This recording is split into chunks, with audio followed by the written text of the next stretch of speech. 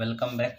आज एक नया टॉपिक आप लोग के सामने लेके नया टॉपिक आपका चैप्टर 3 है। यहाँ पे चैप्टर 3 जो कि विद्युत धारा है ना।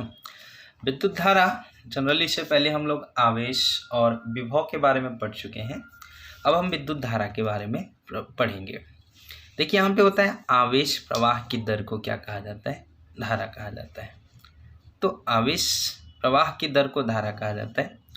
जैसे यहाँ पे एक सबसे पहले एक अनुप्रस्थ काट का चालक है और वहाँ पे क्या होता है? इलेक्ट्रॉन्स होते हैं। जनरली हम ये जानते हैं कि प्रोटॉन्स जो होते हैं वो क्या होते हैं? भारी होते हैं और वो क्या होता है? गमन नहीं कर पाते। और इलेक्ट्रॉन हल्का होता है, वो आपका क्या करते हैं? गमन करते हैं। तो जब यहाँ से आपका क्या होता है? आवेश प्रवाह होता है। अब थोड़ा सा मैं फॉर एग्जाम्पल ये ऐसा कहाँ पे होता है ये देखते हैं। जैसे हम लोग क्या करते हैं? कंबल उड़ते हैं, है ना। तो जब कंबल उड़ते हैं तब यहाँ पे क्या होता है? देखना थोड़ा सा, उसमें चट चट की आवाज़ आती है। तो वहाँ आवेश एक प्रकार का प्रवाह होता है। जैसे आपका क्या होता है? बिजली का चमकना होता है ना। तो बिजली का चमकना, उसमें भी आपका क्या होता है? एक प्रकार का क्या होता है? वह आवेश का क्या होता है? प्रवाह होता है।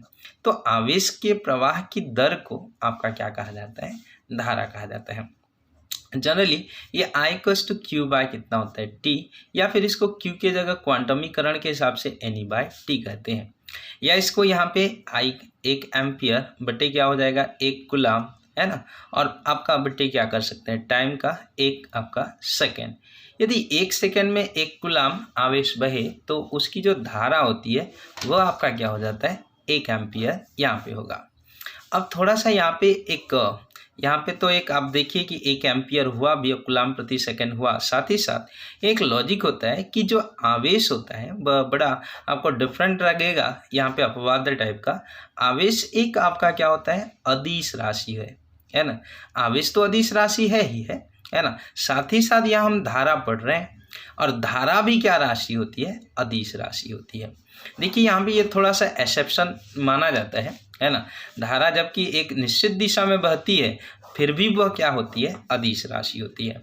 इसके पीछे 2 कारण होता है कि अदिश क्यों है। देखिए यहाँ पे हम आपको बोल सकते हैं कि अगर इसमें अधिक विभवांतर का कोई चालक है ना, और इधर कम विभवांतर का कोई चालक है और दोनों को जब जोड़ देंगे तो अधिक से कम विभवांतर की ओर चालन होगा, मतलब एक निश्चित दिशा में गया, मतलब वह सदिश होना चाहिए, है ना। लेकिन ये अदिश होता है और काफ़ी कंपटीशन एग्जाम में ये आपका धारा को पूछा जाता है ना। और धारा वास्तव में एक सही दिशा में बदलता है, लेकिन अदिश होने के कारण ये है कि ये क्या होता है? अदिश बीजगणित का पालन करता है। अदिश बीजगणित, है ना।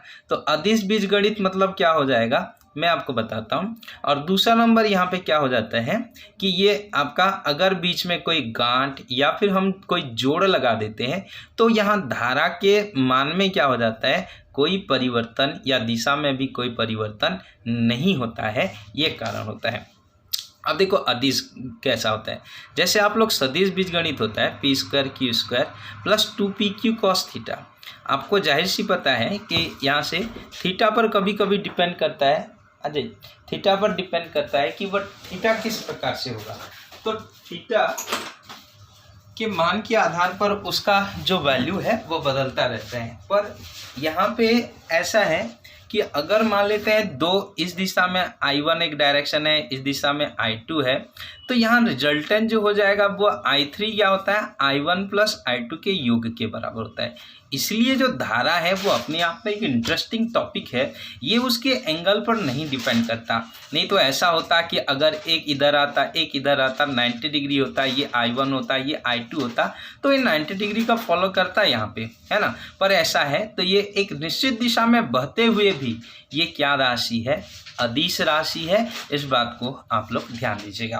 तो यहाँ धारा एक अदिश राशि है ना। और इसका जो विमीय सूत्र होगा वो I इक्वल्स टू आपका जनरली एम्पियर का हम लोग यहाँ से आपका क्या हो जाएगा? I A से ही हम लोग इस चीज़ को क्या करते हैं? आपका रिप्रेजेंट करते हैं, है ना। तो इस प्रकार A से रिप्रेजेंट मूल राशि माना जाता है धारा को, है ना। तो यहाँ एम्पियर आपका रिप्रेजेंट किया जाता है। अब यहाँ से आगे की ओर कभी कभी ऐसा पूछ देगा कि अगर 30 कूलम आवेश, इस क्वेश्चन में ले लेता हूँ, है ना। तो 30 कूलम आवेश, जैसे यहाँ पे बोलेगा कि 30 कूलम आवेश 10 सेकेंड में प्रवाहित होती है। है ना, तो प्रवाहित होती है तो आपका धारा का मान कितना होगा। तो 30 कूलाम आवेश आपका 10 सेकेंड में, यहाँ पे सेकेंड ले लेता हूँ, प्रवाहित होती है तो धारा का मान, तो यहाँ Q बराबर क्या होगा 30 कूलाम होगा, है ना। और आपका T बराबर 10 आपका क्या होगा सेकेंड।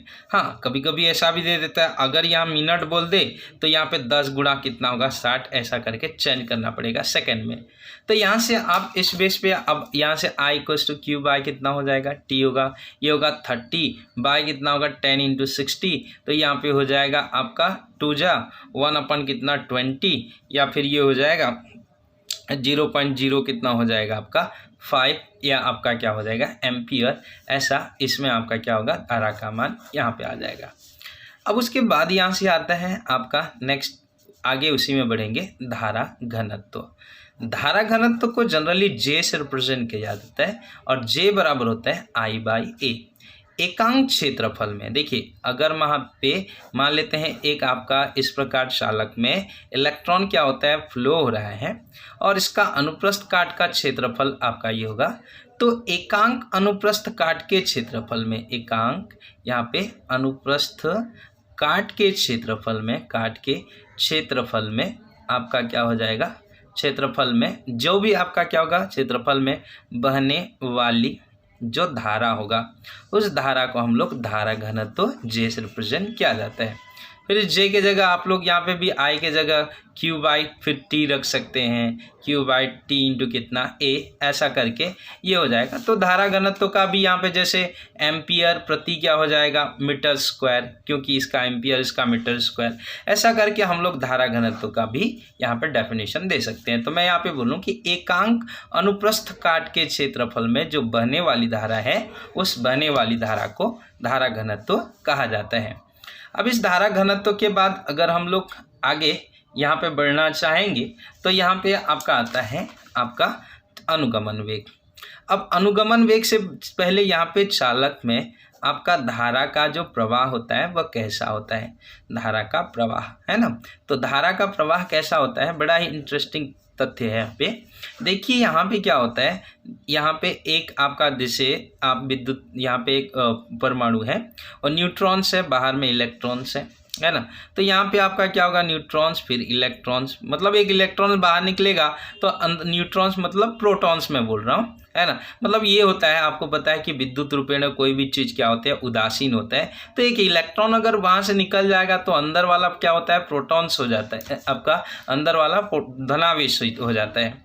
तो यहाँ चालक में धारा का प्रवाह कैसा होता है, देखिए ये यहाँ पे जैसे ही आपका आवेश होता है यहाँ टकराता है, टकराने के बाद यहाँ पे फिर एक गति करेगा, फिर यहाँ पे रुक जाएगा, तो ये जिगजैग एक नियत औसत वेग से ये क्या होता है आगे की ओर क्या हो जाएगा, यहाँ से एक बल मिलेगा, वो बल का अनुभव करके यहाँ पे क्या हो जाएगा इलेक्ट्रॉन यहाँ पर आएगा, जोर से धीरे धीरे गति करेगा, फिर यहाँ आपका प्रोटॉन से टकराएगा, फिर टकराने के बाद फिर वहाँ पे गति कम हो जाएगा, तो वह आपका क्या हो जाएगा आगे की ओर लगातार एक जिगजैग मोशन में यहाँ पे चला जाता है। उसी को यहाँ पे आपका क्या बोलते हैं